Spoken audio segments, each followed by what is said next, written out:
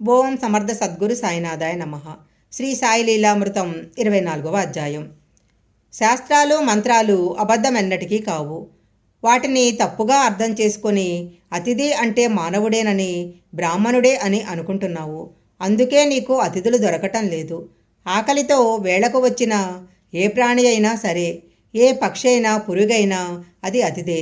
ఆకలితో ఆహారం కోసం వచ్చేవన్నీ అతిథులే. కాకబలికి సమృద్ధిగా అన్నం ఇంటి బయట విడిచిరా. వేటిని పిలవవద్దు, తరమవద్దు. అలా చేస్తే లక్షల మంది అతిథులను సత్కరించినట్లవుతుంది. భూమి విత్తును ధరిస్తుంది, మేఘాలు వర్షిస్తాయి, సూర్యుడు తన రశ్మితో వాటిని మొలిపింపజేస్తాడు. అయినా విత్తనాలు మొలిచినందుకు ఇవేవీ కూడా సంతోషించవు, మాడితే దుఃఖించవు. వాటి పని అవి చేసుకుపోతాయి. నువ్వు కూడా అలాగే చలించకూడదు. ఇక దుఃఖం ఎక్కడిది? దుఃఖం లేకపోవటమే ముక్తి. ఇవన్నీ ఆచరించగలగాలి అంటే మనం ఒకరిని ఆశ్రయించాలి. లేకపోతే మనకివన్నీ చేతనైనట్లయితే ఇతరులకు మార్గం చూపాలి. అందుకోసము గురువును తెలుసుకోవాలి. లేకపోతే నీవెందుకొచ్చినట్లు? పిడకలేరుకోవడానిక? సద్గురువుకు పగ్గాలప్పగించాక చింతకు తావే లేదు. గురువునే ఎల్లప్పుడూ నమ్ముకో. అదే అసలైన సాధన. గురువే సర్వదేవతలను సాధన చతుష్టయము. 6 శాస్త్రాలు అక్కర్లేదు. గురువు యొక్క కృపాదృష్టి శిష్యునికి అన్నపానీయాలు.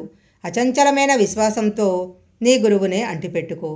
ఇతర గురువులు ఎంత గొప్పవారైనా, నీ గురువు యొక్క ప్రతిభ ఎంత తక్కువైనా సరే, నీ సద్గురువునైన నన్ను కేవలము ఆనందంగా ధ్యానించు. అది కష్టమైతే నా రూపాన్ని గురించే ఆలోచించు. మనసు ఆ ఒక్క రూపంలోనే నిలిచిపోతుంది. ధ్యానం చేసేవాడు ధ్యానమనే భేదము నశించి చైతన్య ఘనత లేక బ్రహ్మసమరసత కలుగుతుంది.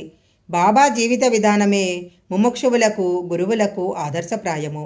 వారి జీవితమే ఒక ఉపదేశము, సూక్తి. వారి నిరహంకారానికి ఒక ఉదాహరణ. ప్రధాన్ అనే భక్తుడు బాబా యొక్క తైలవర్ణ చిత్రాన్ని గీయించటానికి ఠానే నుంచి శ్యామారావు జైకర్ అనే ప్రఖ్యాత చిత్రకారుని తీసుకొచ్చి బాబా అనుమతి కోరాడు. బాబా సవినయంగా ఇలా అన్నారు: పేద ఫకీరునైన నా చిత్రం గీయడం ఎందుకు?